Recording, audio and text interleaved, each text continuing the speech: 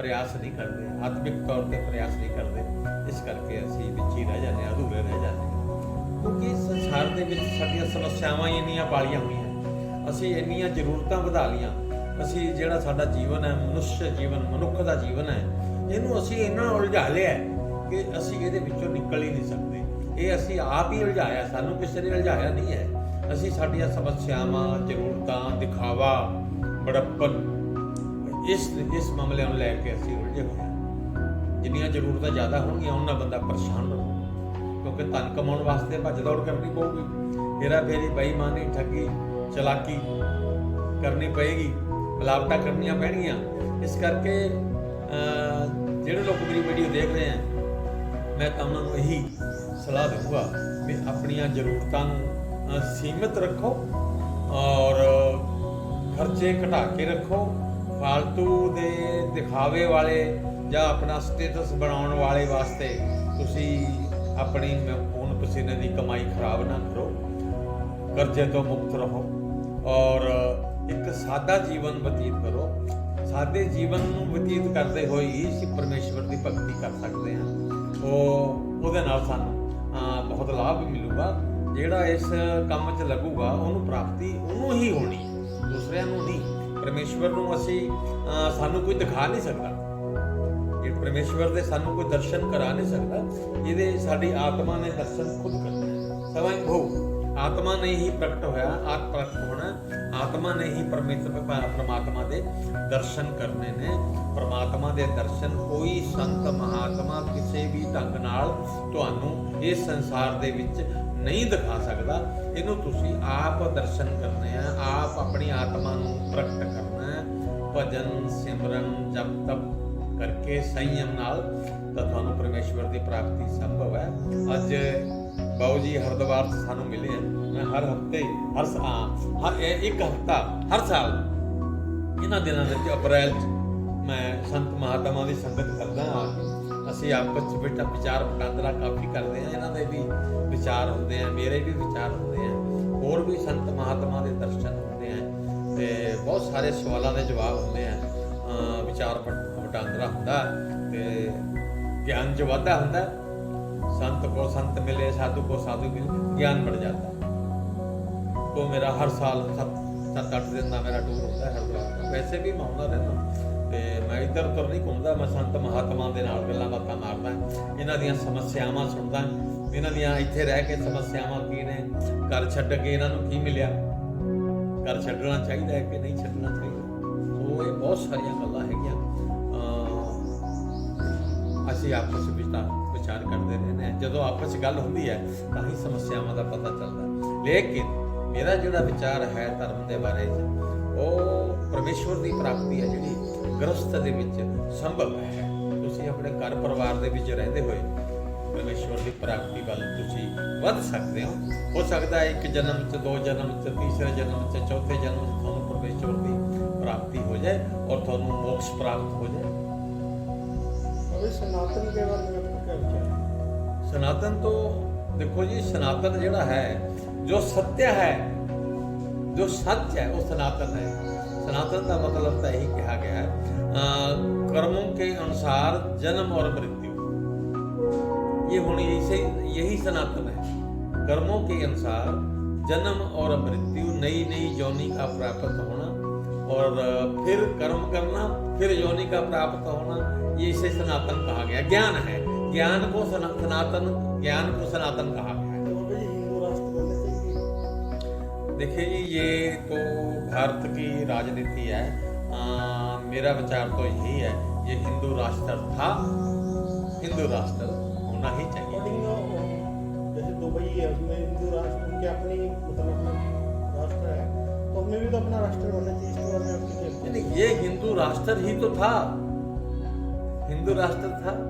लेकिन पिछले 300-400 सालों से ये सारा कुछ बिगाड़ दिया लोगों ने। अब देखो, अगर सरकार चाहेगी, देश के लोग चाहेंगे तो हिंदू राष्ट्र जरूर बनेगा। बहुमत है, जिसका बहुमत होगा उसका राष्ट्र तो बनेगा ही, इसमें दो राय नहीं।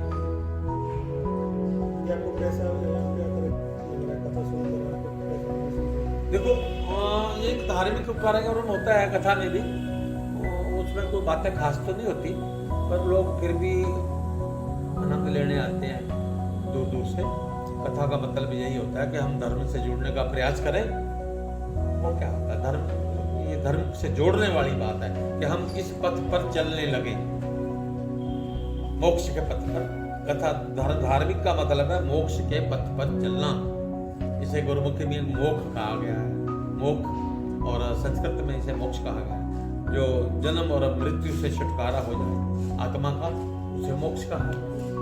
रिकॉर्डिंग क्या होता है, जैसे कोई भी आता है तो वो ज्यादा उसको टूरिस्ट में करता है हरिद्वार में कोई कहीं भी आज ज्यादा तो टूरिस्ट ही हो गया ना, लोग एंजॉय करने आते हैं, एंजॉय करने आते हैं। पहले आश्रम थे, आश्रमों में साधु संतों की भीड़ होती थी, मंडलियां होती थी। एक एक आश्रम में 200 300 साधु इकट्ठे रहा करते थे। उनका भोजन का इंतजाम भी आश्रम में होता। मैं बहुत सारे आश्रम ऐसे हैं मैं जो देखे हैं पुराने आश्रम, मैं पुराने आश्रमों में जाता हूँ संतों महंतों से मेरी बात होती है, तो बड़े अच्छे अच्छे पुराने आश्रम हैं जो संभाल की वजह से अब नहीं ठीक ढंग से चल रहे, लेकिन आप धीरे धीरे सारा कुछ नया बन रहा है। हरिद्वार में बड़ी बड़ी बिल्डिंगें बन रही हैं, साधन संपन्न।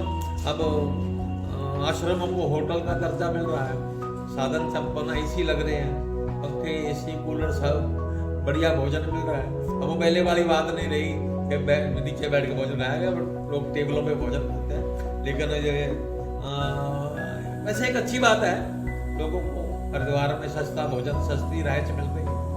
मुझे एक विचार है, मैंने किसी मंदिर में गया था, मंदिर में हाँ जी, वहाँ पे क्या सिस्टम था, क्या ये होना चाहिए कि आप भगवान के दर्शन के लिए देखने के लिए उसकी फीस 5,000 रुपये रखी हुई है, सही है? देखो ये तो माया है। हमारे पास धन है, हम कभी आते जाओगे, पैसा हमारे पास होता है, कुछ ना कुछ तो उनको चाहिए, उनका भी खर्चा है, यहाँ पे रहने वालों लोगों का, उनका पैसा चाहिए उनको, तो किसी न किसी तरीके से आपसे धन लेते हैं, वो तो लेंगे ही।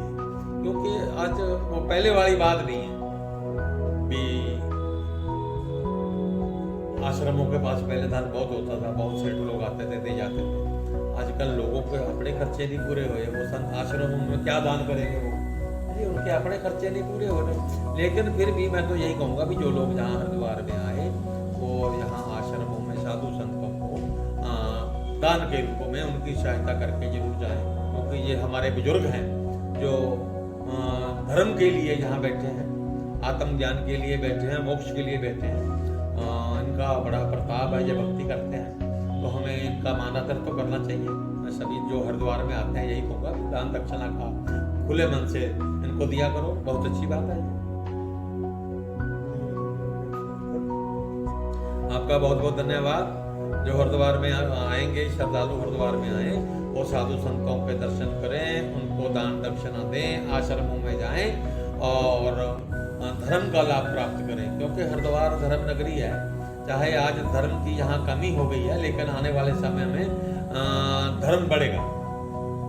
पूरा भारत में धर्म बढ़ रहा है और धर्म बढ़ेगा। सनातन धर्म तो अपने चरण पर जाएगा फिर से। भारत माता का जो नाम है पूरे वर्ल्ड में, लोग जैसे फॉरेन कंट्री में हमारे सनातन धर्म को बहुत मनाया है, यहाँ पे ना विदेशी लोग मानने लगे हैं, उनको ज्ञान हो गया, बढ़िया मानते हैं, उनको ज्ञान हो गया है कि ये सनातन जो संस्कृति है, यही एक संस्कृति है जो दुनिया भर में युगों से चली आ रही है। सत्य सनातन धर्म यही है। विदेशी लोग इसे मानने लगे हैं और हम लोग सिर्फ उनको नाचते गाते देखते हैं, क्योंकि उनकी श्रद्धा है। लोगों को समझ आ गई है कि साधन संपन्न होना जीवन नहीं है, धर्म संपन्न होना जीवन है। धर्म संपन्न होना, धर्म से जुड़ना। मनुष्य जन्म धर्म के लिए है, तो धर्म से जुड़ना चाहिए, साधु संतों की शरण करनी चाहिए, उनका जो प्रवचन है वो सुनना चाहिए, उनको जीवन में उतारना चाहिए। मैं यही मेरी प्रार्थना है सबसे, और आनंद का जीवन बिताना चाहिए। धर्म से ही आनंद आएगा, धर्म नहीं तो आनंद नहीं आएगा। तो बाबा जी आपको कहीं मिलना तो उसके लिए आपको अपना एड्रेस वगैरह तो मैं तो, मेरा मक्की की रोटी वाला ढाबा है सरंद वाली नहर के पास, जिसने मिलना हो, मैं हाँ जिला फतेहगढ़ में जिसने मिलना हो वो मेरे से मिल सकता है, कोई दिक्कत नहीं है। मैं एक आम इंसान की तरह बैठा हूँ वहाँ पे।